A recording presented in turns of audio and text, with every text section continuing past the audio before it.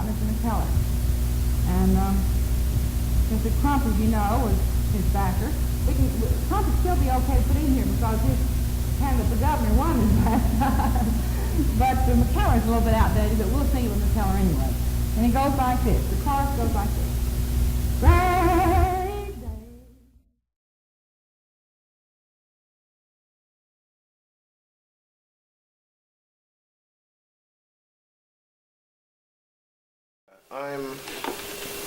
Was selected to be an artist in residence with the Kentuckians for the Commonwealth, and that's an artist/cultural organizer. So my name is Dave Newton with Kentuckians for the Commonwealth. I'm our lead voter empowerment organizer. I do a lot of work on our campaign to restore voting rights to former felons who've served their debt to society.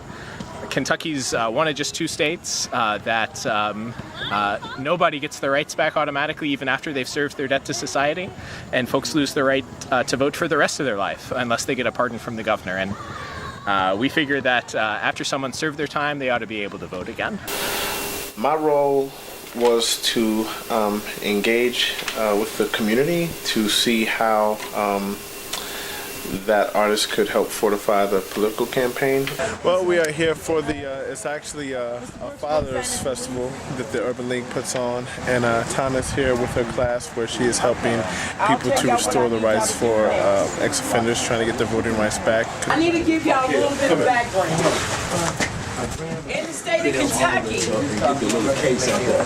we have to change the constitutional amendment that will allow people like us to vote.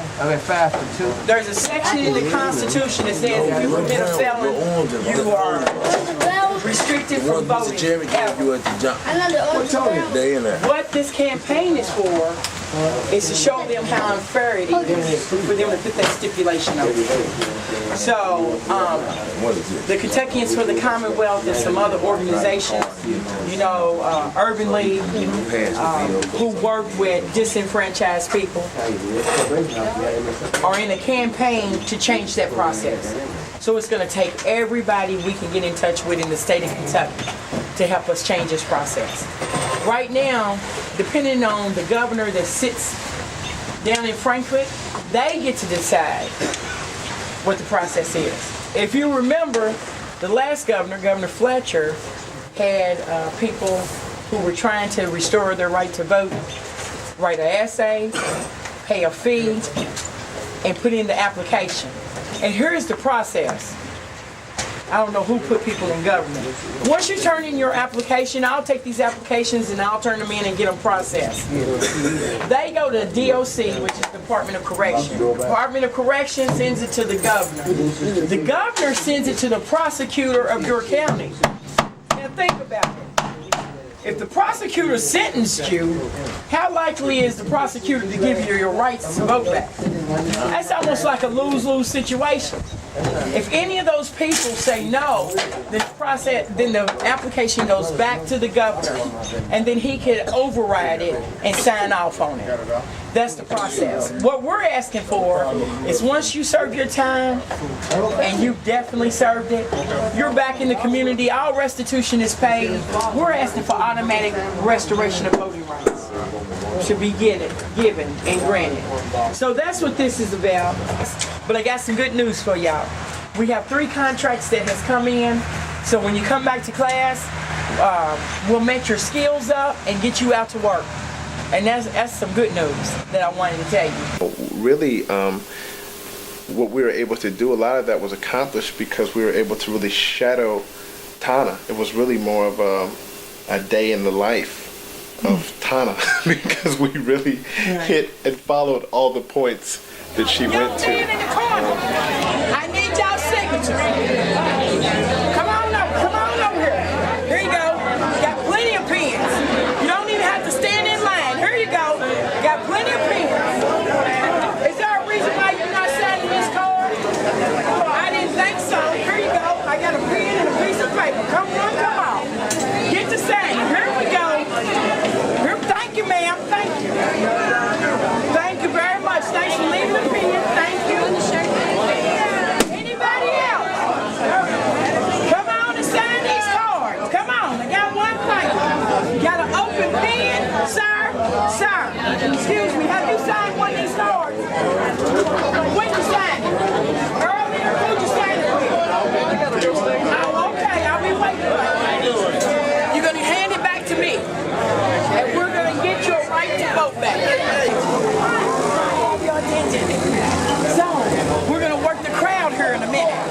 Dave was very good about that too. Dave connected us with some people, prepared some people, for us. So that was really cool on the part of KFTC to allow us to be received in the community that way.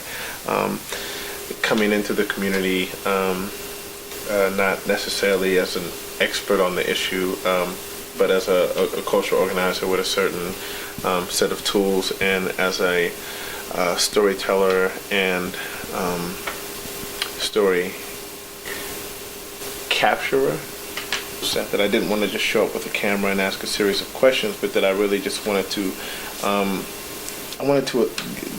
create a space where people felt safe to share their stories, in their words, as they saw themselves, kind of where they're from and where they want to be, just to help in the framing of this. So coming in to the process, it was like 3 phases. There was the listening phase, and then the gathering phase, which really was about going there.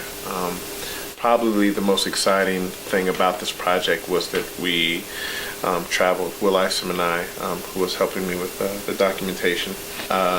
We went to Louisville, went to Northern Kentucky, Florence. We went to the state capitol in Frankfort. We went all around Lexington.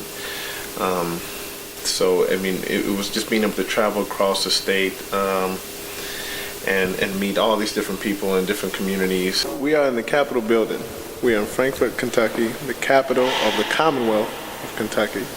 How do we weave all this in together now that we've listened and we've captured? How do we present what the community has given me back to them? I am going to let this group introduce themselves. I just would like to say that a little bit over a month ago, I met Steve. He came to Kentucky. They put together a short digital story film about Kentucky and about the disenfranchisement that's going on. So to educate you all that's standing in here, we have a series of stories. You want to come up and say something? Sure. Come on. Come on, Steve. I'll bring the camera with me. Steve. How y'all doing? Yeah, I want to say that this has been a very educational experience for me. Part of what I do, and mostly what I do, is listen. I came in, me and Will came in on this project to do a residency with Kentuckians for the Commonwealth, and it was called the Zilphia Horton Project. And the idea was to see how artists/community organizers could help fortify a political campaign, such as what KFTC has going on. We're trying to get the restoration of voting rights. So it's just been an amazing experience. I want to thank Tana Fogel, I want to thank Dave Newton, I want to thank Shonrell Thomas out of Louisville, awesome spoken word artist. I want to thank the women at the Brighton Recovery Center for letting us come up there and do some work with them. Also Jansen Wilcott, and anyone else who just gave us time and energy for this project. So, yeah. Give it up for them. Hope you enjoy what you see, and let me know if we have been listening well, okay? All right? All right. Myself, I mean, I serve in the U.S. military right now. I'm in the Navy Reserves. I serve my country with a felony and can't vote. How crazy is that? So we've been running this campaign for quite a number of years, and one thing that's really important to us is that it be in the voice of former felons. So former felons telling their stories is so much more powerful than anything that I'm going to be able to say in front of this camera or any other camera. And facts and figures are one thing, but really getting someone's story is so much more powerful. And it goes like this. The chorus goes like this. Great day, the Union's marching. Great day, we're gonna build our Union strong. Zilphia Mae Johnson, born in Paris, Arkansas in 1910. Trained as a classical musician, Zilphia grew up determined to use her musical and dramatic talents on behalf of the Southern working class.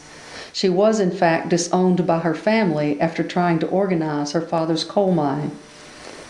In January 1935, Zilphia attended a labor education workshop at the Highlander Folk School near Monteagle, Tennessee. 2 months later, she married Highlander founder Miles Horton. Over the next 2 decades, Zilphia worked as Highlander's cultural organizing. She directed workers' theater productions, junior union camps, and various community programs. She organized union locals and led singing at workshops, picket lines, union meetings, and fundraising concerts. She worked to revive the Farmers Union in the South, and in the 1950s, she helped initiate Highlander's Citizenship School Voter Education Project on the South Carolina Sea Islands. She was instrumental in transforming I Will Overcome, originally a gospel hymn, into a civil rights anthem, as well as We Shall Not Be Moved and Eyes on the Prize. Though these songs have been significant in providing inspiration for movements worldwide, Zilphia's legacy has been the continued strengthening of the relationship between organizing and the art of the people.